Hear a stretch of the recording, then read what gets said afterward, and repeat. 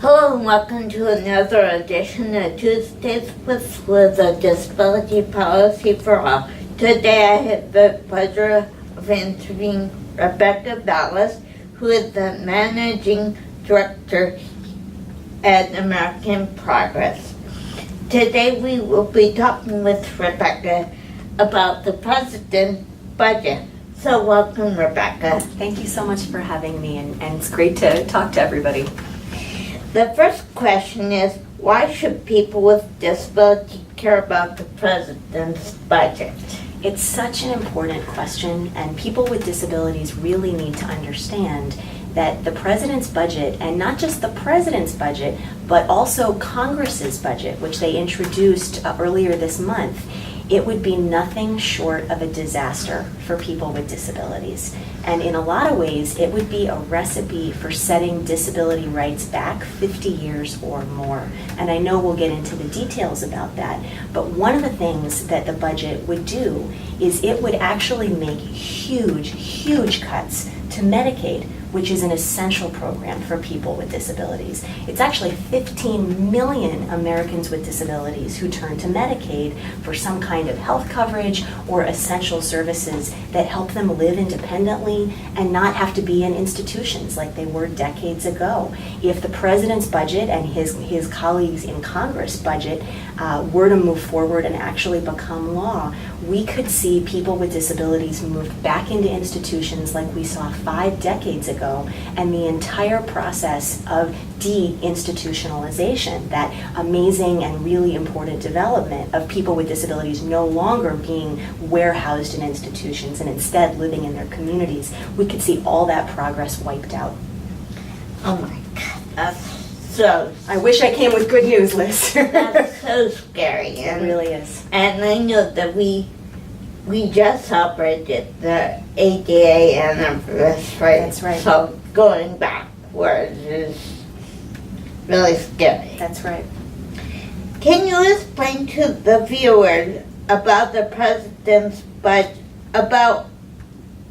Can you explain to the viewers what does the President's budget mean to people with disabilities? Absolutely. So in addition to cutting Medicaid basically in half, which would mean that those 15 million people with disabilities that I mentioned would all be at risk of losing the services and the coverage that they need to live independently and to work and to hold jobs, because a lot of people with disabilities, they need those kinds of services that Medicaid provides so that they can work.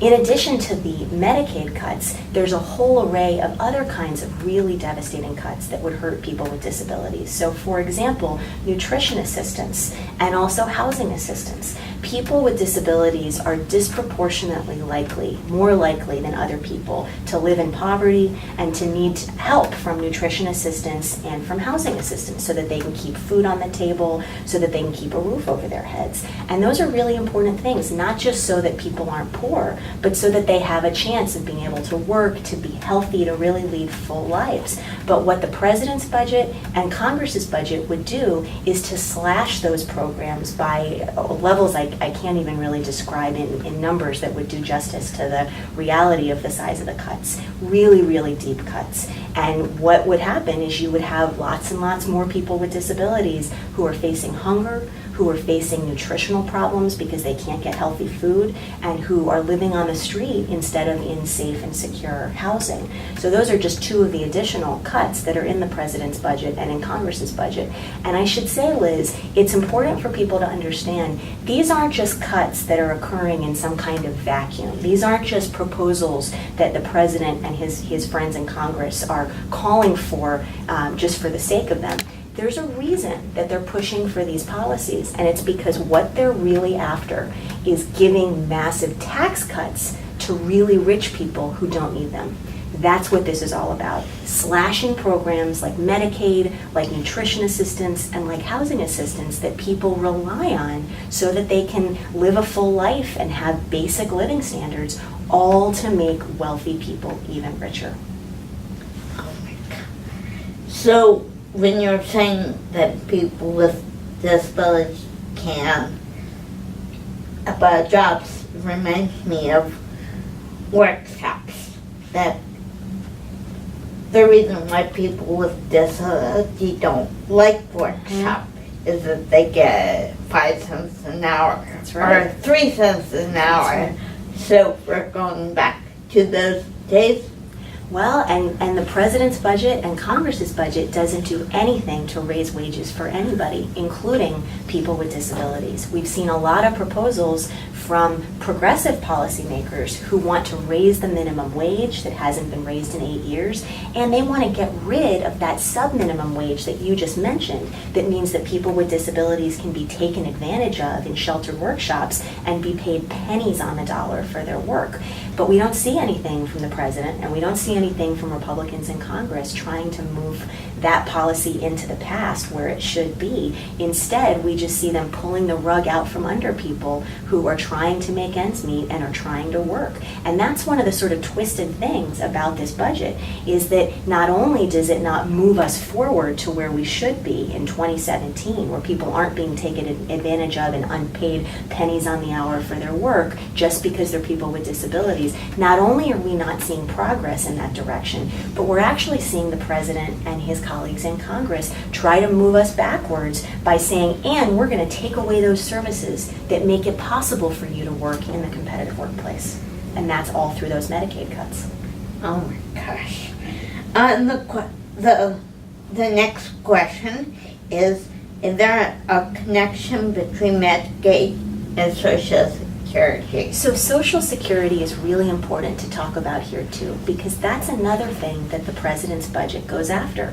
And in particular, it doesn't just cut Social Security. It cuts Social Security for people with disabilities, goes right after specifically people with disabilities who need to turn to Social Security disability insurance or supplemental security income, which some people call SSI, two really, really critical programs that help certain people with disabilities make ends meet, make sure that they have enough money each month. And those programs already don't pay a lot of money. I'm sure a lot of the folks who are listening, if they're helped by those programs, they could tell you better than I could how less than $750 in the case of SSI, but just about $1,200 in the case of Social Security disability.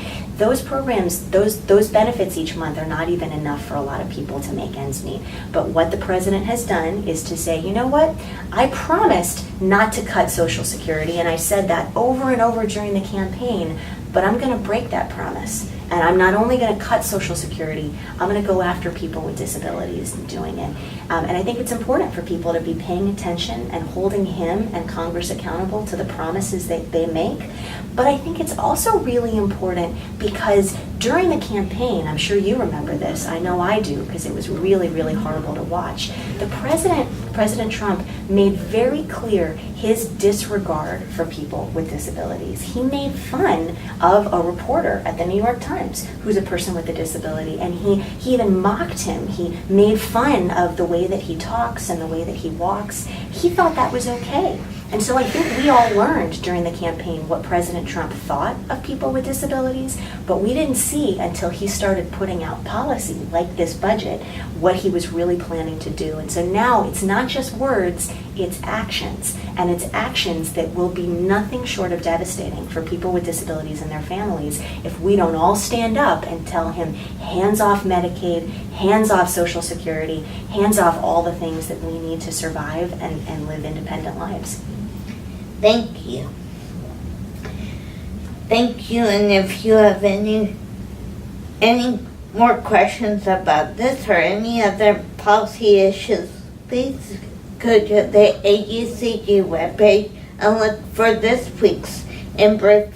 And if you have any questions or comments about this week's Tuesdays with Liz, please leave them in the space below. Thank you, and have a nice day. Bye.